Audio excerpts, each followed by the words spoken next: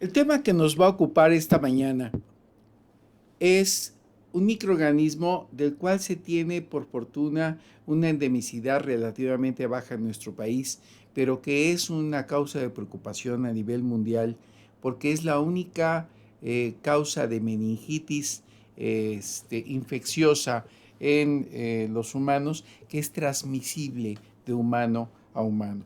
Por supuesto, existen meningitis causadas por parásitos, como las amigas de vida libre, como hongos o otras bacterias, pero la Neisseria meningitidis es el agente etiológico de una meningitis que se puede transmitir de persona a persona y puede provocar epidemias muy importantes, sobre todo por la velocidad con la que desarrolla el cuadro clínico.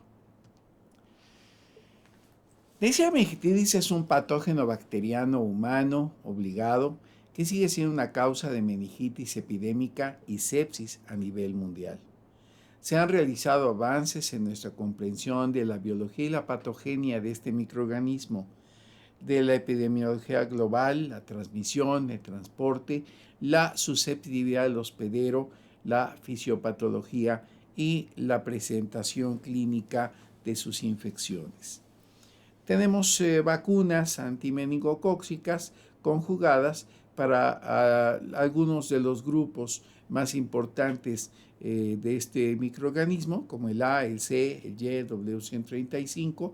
Está en preparación una vacuna contra el serogrupo B, pero en nuestro país no existe una vacuna o un programa de vacunación obligatoria contra este microorganismo porque afortunadamente por alguna razón que tal vez en este momento no nos queda muy clara, es de baja endemicidad. ¿Existe? Sí. ¿Es tan preocupante como en otros países? Por fortuna no. Sin embargo, justamente por ese motivo, nuestra misión como laboratorios de salud pública es mantener en alto la vigilancia para que en el momento en que pudiera aparecer, dado que no sabemos cuáles son los motivos en que tenga baja endemicidad, podamos generar la señal de alarma y pasar a la autoridad la información necesaria para que tome las decisiones correspondientes. ¿Cómo es Neisseria meningitidis? Es un cocobacilo gram negativo, normalmente en pares, es un diplococo, y como se une por su lado plano, tiene la morfología parecida a un grano de café. Es aerobio, es oxidasa positivo, generalmente catalasa positivo, no tiene movilidad y produce ácido de la oxidación de carbohidratos, no de la fermentación. Tiene factores de virulencia sumamente interesantes. Tiene pilis en su membrana externa, una cápsula de polisacárido, que es la cápsula donde radica el grupo al que pertenece el microorganismo. Mencioné hace un momento los grupos A, B, C, Y y W135, aunque existen otros grupos. Para hacer complicada la situación también tiene proteínas de la membrana externa que juegan un papel en la infección. Y el lipo-oligosacárido tiene un efecto inflamatorio muy importante en la patogenia de las enfermedades por este microorganismo. Como mencionamos, su cápsula, al igual que la cápsula de otros microorganismos que son capaces de producir infecciones invasivas, tiene en su cápsula el elemento, el factor de virulencia que normalmente les permite evadir la respuesta inmune. Neisseria meningitidis en nuestro país es la segunda causa más frecuente de meningitis originaria en la comunidad, por supuesto después de Streptococcus pneumoniae y en adultos previamente sanos, pero es en nuestro país. La patogenicidad de este microorganismo es mediada por los pilis, por su cápsula antifagocítica y por la toxicidad que le confiere el lipo-oligosacárido. Los serogrupos A, B, C, Y y W135 no son los únicos, pero son los responsables de prácticamente la totalidad de las infecciones registradas en México y en el mundo. Inicialmente, este microorganismo coloniza la nasofaringe de individuos sanos, genera tasas altas de portadores en vida oral y nasofaringia en niños de edad escolar, adultos jóvenes y grupos socioeconómicos eh, dañados económicamente. Tiene receptores específicos para el gangliósido GD1, para fibras bacterianas en células epiteliales en la nasofaringe del hospedero. Los microorganismos, una vez que se han unido a las células no ciliadas del epitelio respiratorio, se internalizan en vacuolas fagocíticas, pero evitan la fusión del fagosoma al lisosoma y con ello evitan ser destruidos por la célula. Una vez dentro, se replican intracelularmente y migran a la producción de endotoxina, o sea, del lipo-oligosacárido. Comentaba que establece un contacto íntimo con las células no ciliadas del epitelio de la mucosa, el tracto respiratorio superior.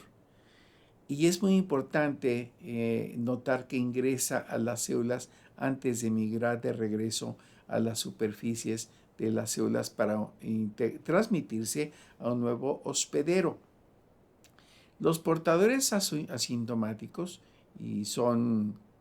pueden llegar a tener una frecuencia mayor que la de los portadores de estreptococo. Son frecuentemente sanos, adultos sanos, que eliminan las bacterias atravesando la barrera epitelial. Una vez que han atravesado el epitelio, la posibilidad de producir una enfermedad es alta y pueden producir meningitis, septicemia, meningoencefalitis, neumonía o artritis. Así, una vez que se adhieren al epitelio nasofaríngeo, atraviesan el citoplasma, llegan a la submucosa, aquí hay una gran posibilidad de que pasen al torrente sanguíneo y se salvan de la fagocitosis gracias a su cápsula. Una vez que están ahí, producen una respuesta inflamatoria y en el caso de que no sean detenidos en ese punto, pueden llegar a invadir el sistema nervioso central, donde van a provocar otra respuesta inmune y van a generar un cuadro de meningitis. Puesto de esta manera, si vemos las fases en las que el microorganismo puede provocarnos daño, empecemos aquí con la colonización en la nasofaringe. Una vez que han colonizado, puede haber en las células no ciliadas una invasión al interior del epitelio. Aquí el gran problema de que pasen al torrente circulatorio y de que no puedan ser detenidos por la respuesta inmune y si liberen citocinas que van a provocar una serie de cambios que les permiten atravesar la barrera hematoencefálica y entonces sí, tenemos un problema serio por una multiplicación e inflamación en el líquido cefalorraquídeo.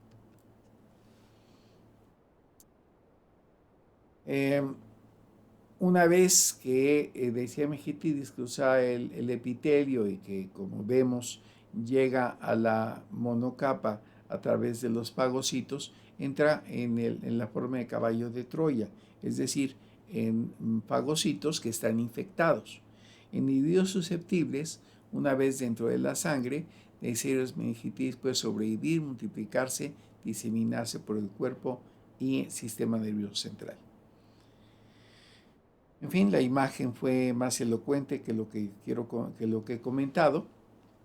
Y una vez ahí, el microorganismo, a través de la liberación de su lipo-oligosacárido, va a provocar una inflamación muy importante que se va a traducir en un aumento en la presión intracraneal.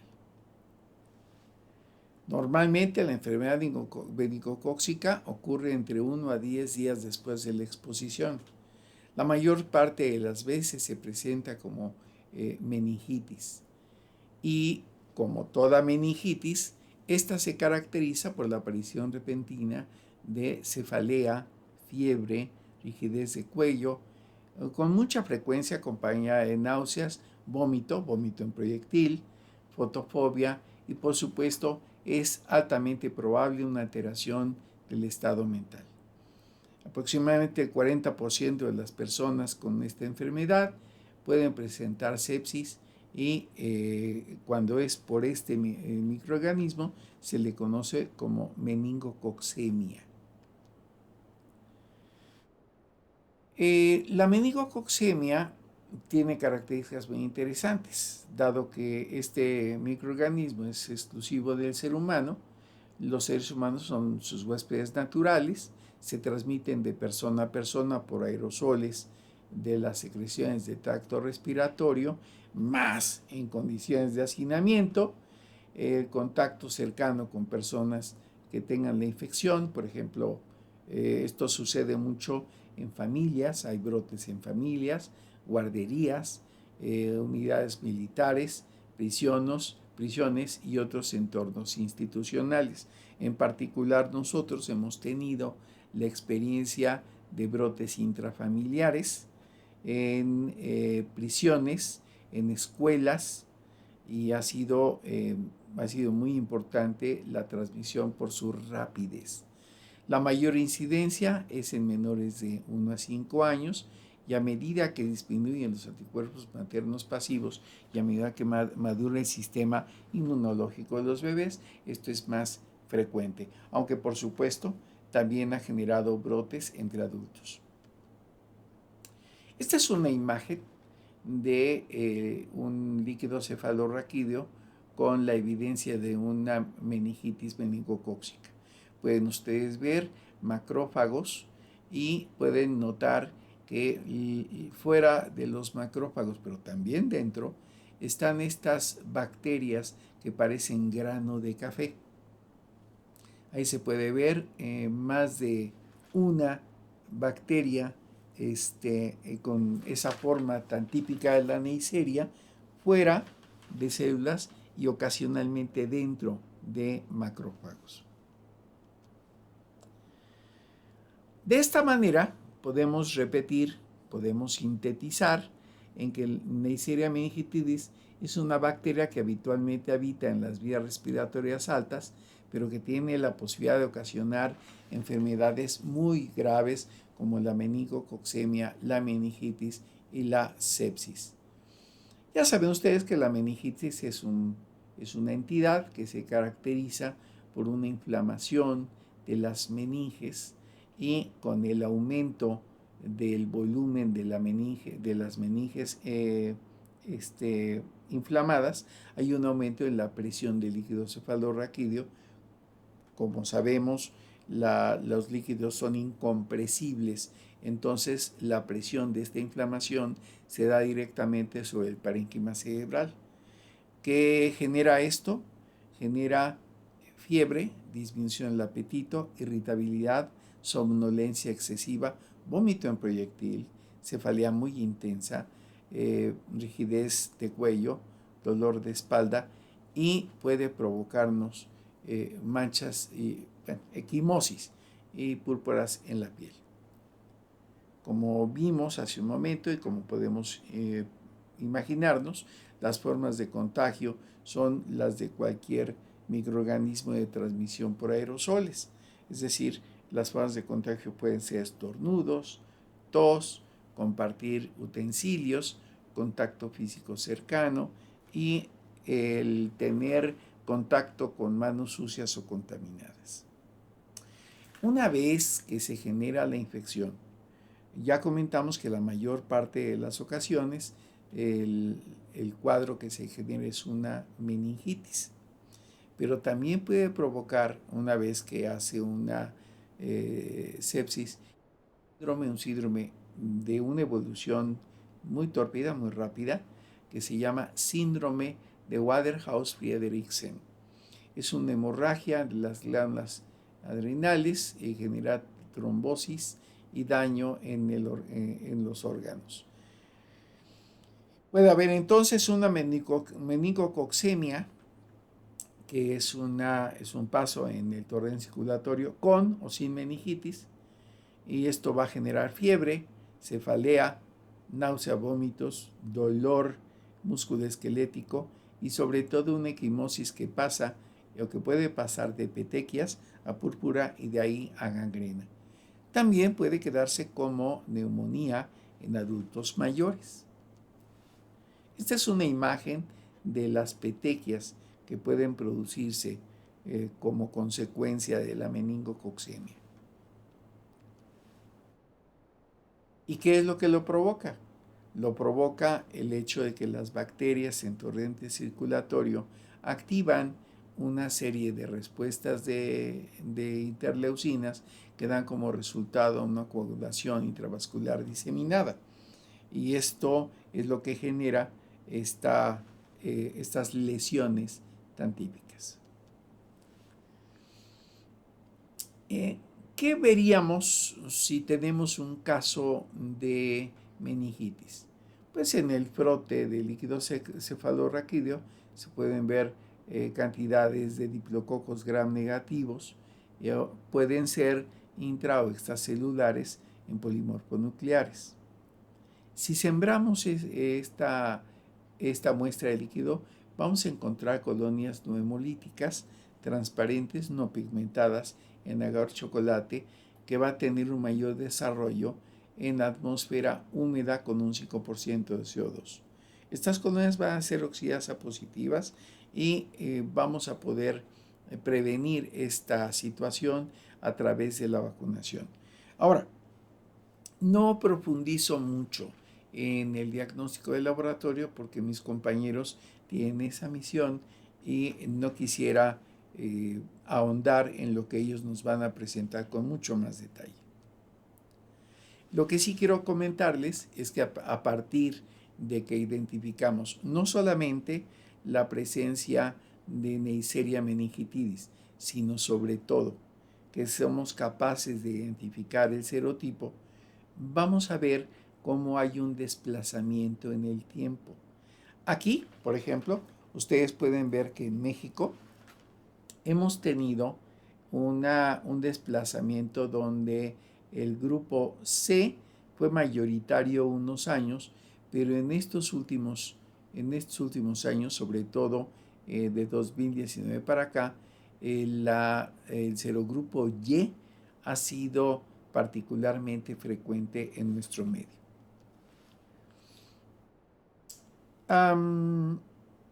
Es importante señalar que el microorganismo se encuentra en todo el mundo. Lo que estamos viendo aquí es el cinturón de la meningitis. Se da en África y es donde más fácilmente se encuentran brotes por este microorganismo. Y podemos ver que la población de portadores sanos o la frecuencia de portadores sanos de Neisseria meningitidis es muy alta. Tenemos el interés de identificar los serotipos porque en el mundo se ha encontrado un desplazamiento también de serotipos. Podemos ver cómo en el pasado, por ejemplo, en África, el grupo A era prácticamente la totalidad de los serotipos que se aislaban, mientras que, por ejemplo, en Brasil el grupo C era más importante. En Estados Unidos hay un equilibrio entre B y Y que curiosamente, recordemos la imagen anterior, en México es más frecuente, está siendo más frecuente el grupo Y, mientras que en Europa y en Canadá los serotipos dominantes son el grupo B.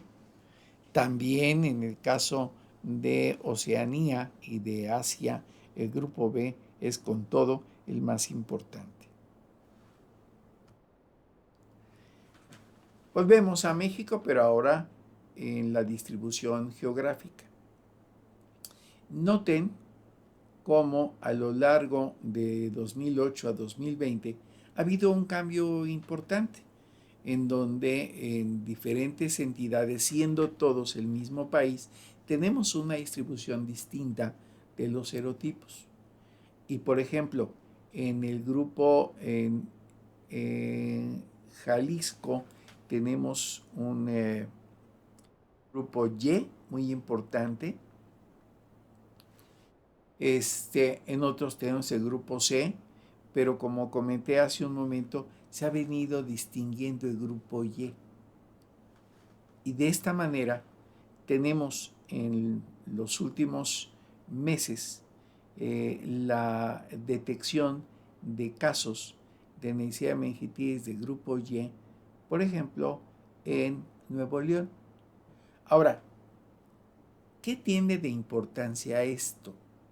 Que estos aislamientos no solamente muestran un desplazamiento hacia el serogrupo Y, sino que estas cepas han sido productoras de beta-lactamasa, lo que las hace más resistentes a tratamiento antimicrobiano. Y este dato no es menor, porque normalmente se utilizan beta-lactámicos como primera respuesta contra estos microorganismos. No hay que olvidar que nosotros tenemos un procedimiento en el caso de enfermedad bacteriana invasiva, en donde identificamos primero por cultivo, identificamos el serogrupo por aglutinación o coaglutinación. Lógicamente vamos a identificar los serogrupos, serotipos, y vamos a hacer rutinariamente la determinación de susceptibilidad antimicrobiana por los métodos que ya conocemos de Kirby-Bauer, típico antibiograma, o concentración mínima inhibitoria. Es fundamental que hagamos esto para poder ofrecer información que nos permita atacar a tiempo cualquier aumento en los casos de infección por este microorganismo. Desgraciada o afortunadamente, en todo el mundo hay cambios migratorios importantes. En nuestro país también tenemos un aumento en la migración de personas que con motivos bien justificados están buscando una mejor condición de vida. El problema es que pues también portan sus propias endemias, y de esta manera podemos encontrar o podríamos encontrar más portadores entre quienes visitan este país para atravesarlo hacia Estados Unidos. Esta migración procede de países donde puede ser frecuente la presencia de Neisseria meningitidis, a diferencia del nuestro. Estamos hablando, por ejemplo, de Haití, y recientemente se documentó la llegada de personas de origen africano que podían venir del cinturón de la meningitis en África, lo cual es un potencial riesgo para que cambie la epidemiología de meningitis, de Neisseria meningitidis en México.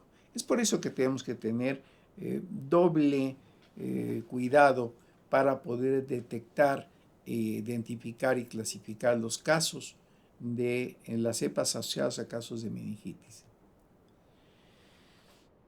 Estos son simplemente dos ejemplos de brotes, de brote de Neisseria meningitidis, una en un reclusorio, y para esto nos ayuda mucho la biología molecular.